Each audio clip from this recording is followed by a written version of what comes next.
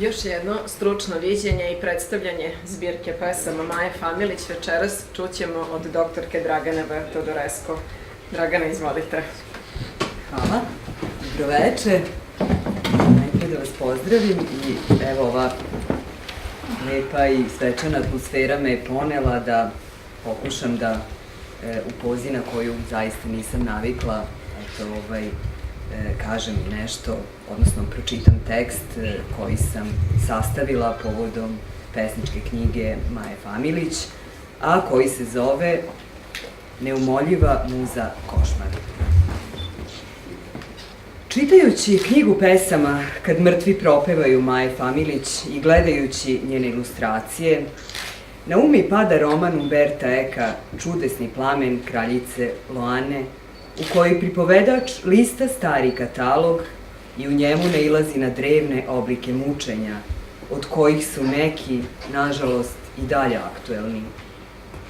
Sama posveta pesničke knjige žrtvama holokausta mapira čitalačku praksu, a grafički prilog, delo same autorke, doprinosi snazi doživljaja kao i teškim temama koje naslučujemo u naslovu.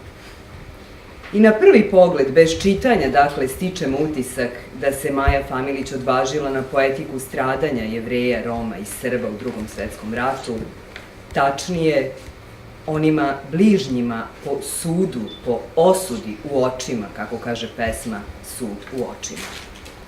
Budući da je zadnja korica knjige ilustrovana fotografijom spomen ploče Romima, žrtvama logora Jasenovac iz mesta Molovina, na kojoj su najzastupljenija imena autorkinih predaka, kao i zapis iz sećanja Gavrila Vinčića o grupi romskih muzičara koja izvodi pesmu Ciganska je tuga pregolema, a isti događaj je opisan i u pesmi Živa pesma, možemo zaključiti da se tematska preokupacija zbirke prevashodno vezuje za romsku populaciju i pogrom nad njima. Poetika Maje Familić je, reklo bi se, neuobičajena u savremenoj pesničkoj praksi. Ona svakako nije deo mainstreama. Ona je hrabra u suočavanju sa strahovitim prizorima koje opisuje, gotovo subverzivna u odnosu na korpus srpske pa i romske literature kojima, po mom osjećaju, jednako pripada, ukoliko bismo izuzeli avangardnu pesničku praksu iz 20. godina prošlog veka, koja se takođe odvažno suočava sa ratnim bezumljem, donoseći zastrašujuće, no iskustveno verifikovane prizore. Međutim, dok avangardni pesnici pevaju iskustvo ratnika, Maja Familić odlazi korak dalje, ispitujući iskustvo onih koji su u rat uvučeni isključivo kao žrtve, bez oružja, najpre bezazlenih u svom poverenju prema dželatima, a potom užasnutih nad vlastitom sudbinom i sudbinom svojih bližnjih. Bezazlenih, dakle nevinih, čija krivica se čita samo iz perspektive fašističke histerije prema kojoj je ljudsko biće krivo i odgovorno ako je rođenjem obeleženo kao pripadnik druge nacije, konfesije ili drugčije rase, odnosno boje kože. Ova, dakle, histerija uniformnosti i stigmatizacije, ukidanja prava na razliku, na drugost, okidač je holokausta, ali i neumoljiva muza svetske umetničke prakse i filosofsko-sociološkog diskursa od 50. godina pa sve do današnjih dana. Maja Familić je specifična i po tome što je odabrala subjektivni ugao, vizuru žrtve da predoči ono što se opire sa znatljivom i dokučivom. Međutim, ona menja perspektivu, bivajući čas bezimeni subjekat koji se zatiče u sveopštoj klanici, a čas konkretna, rodno određena jedinka koja nariče nad udesom svog naroda, svojih bližnjih, svog Dragana, pa čak i nad vlastitom osakaćenošću. Prvi ciklus Žalopojka demonstrira višestruko iskustvo, pa ipak se ne radi o množini. Iako su pesme u prvom licu zaista tužbalice, Žalopojke, pesnikinja se odlučila za jedninu u naslovu, kako bi univerzalizovala iskustvo koje u isti mah izlaže na najneposredniji način, ali i pretače u pesničke slike, te da bi prikazala ono stanje unutar svakog subjekta. Drugi pesnički ciklus nosi naziv Ciganska je tuga pregolema prema stihu istoimene romske pesme. I ovde je na delu uopštavajuće mnogoliko usud kolektiva. Međutim, deseterački stih kojim se iskazuje specifična čežnja jednog naroda za domom, smešten u novi kontekst, dobija gotovo bizarni smisao.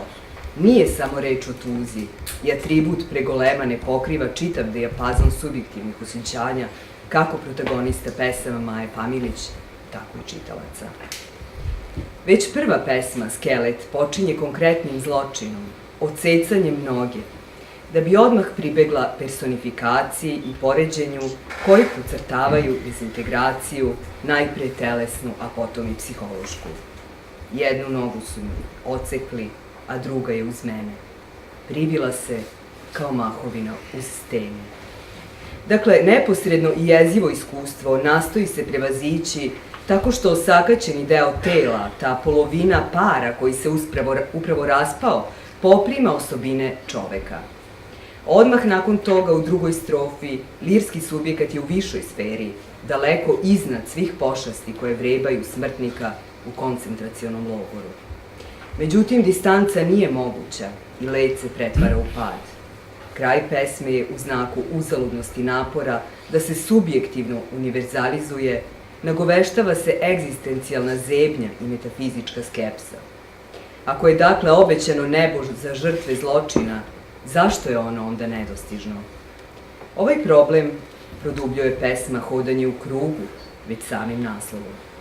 Ako se dakle otpor čini uzaludnim i besmislenim, nije li figura žrtve koja nema satisfakciju za života, ani nakon toga u smrti, i osuđena na lutanje u krugu, što bi moglo da nagovesti pakao, groteskna? Predposlednja strofa, koju iskazuje lirsko ja, koje se obraća bezimenim stradaocima, daje nedvosmislen odgovor. Samo ne vidim kako iz kruga iščezavate i na postelji od belog tila slađušni sanak snivate. Belina kao boja spokoja i harmonije nepristupačna je i nespojiva sa vizijama lirskog bića, kao i san koji je hipokoristični sanak. Pesma završava krikom nikad, koji ukida mogućnost sagledavanja smisla, ostavljajući samo prostor za vapaj. Lirski subjekat u pesmama Beg, Nisam mrtav, Pad, Simfonija Čajkovskog i drugima, poput onog pomenutog u Skeletu, takođe obitava u dve sfere, pri čemu je ona logoraška, viđena kao neumitna stvarnost, a ravnica, sloboda, muzika, san, kao nedostižne kategorije koje se predočavaju, ali bez verističkog okvira. Jednom rečju, subjekat koji sanja, leti, prostorno i vremenski se distancira od zastrašujućeg hronotopa, posjeduje svest o tome da je viša sfera samo isprazna, trošna uteha, a ontološka skepsa se nameće kao nužnost. Možda ću verovati da postoji život, čitamo u pesmi. S druge strane, jedna od najuspelijih pesama, Misao, vraća cirkularni karakter u potrazi za smislom. Košmarna misao koja se nastoji prevazići umetničkim sredstvima, pesnikinja kaže prkosim pesmom, takođe se vraća na početnu poziciju unutar lirskog subjekta, zatvarajući krug. Misao umorna od mene, u meni zarobljena. Na neki način ova pesma tematizuje zasnivanje poetike na iskustvu bizarnog i estetici ružnog, koji se ekspliciraju u čitavoj knjizi, tematizuje zapravo nemoć poetike da odgovori na iskušenja koja prevazilaze emocionalno-kognitivni prag.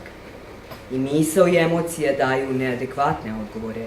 Lirska junakinja je izbačena iz poeme u prostor gde niču semena zla. Otuda čitav jedan arsenal mučenja, od udarca maljem po glavi, preko spaljivanja živih ljudi, odsecanja udova, kuvanja u loncu i drugih strahota, biva kontrapunktiran tihom tugom, skepsom, koja sad već biva i autopoetička, skepsa sprem modela i karaktera same pesme, sprem njene pragmatične funkcije, jednom rečju njene nemoći, da bi se potom poentiralo novom vizijom zla, slikom užasa, buđenjem kricima. Trenutke izmeštanja subjekta iz pesme, odnosno prostora u kom je zatečen, kao da uokviruju prizori nepojmljive patnje koji ponavljanjima održavaju kontinuitet. O tome govori i pesma Točak večnosti. Jednoličnost i uniformnost žrtava i bizarna kombinacija njihovih delova tela poput kakve igre za dokone krvnike trasira pesma Put u ponor. Množina u ovoj pesmi ukazuje na pluralitet, na telesnu znakovnost koja se jednako čita ukidajući individualno. Na kraju tužbalice često ostaje samo krik.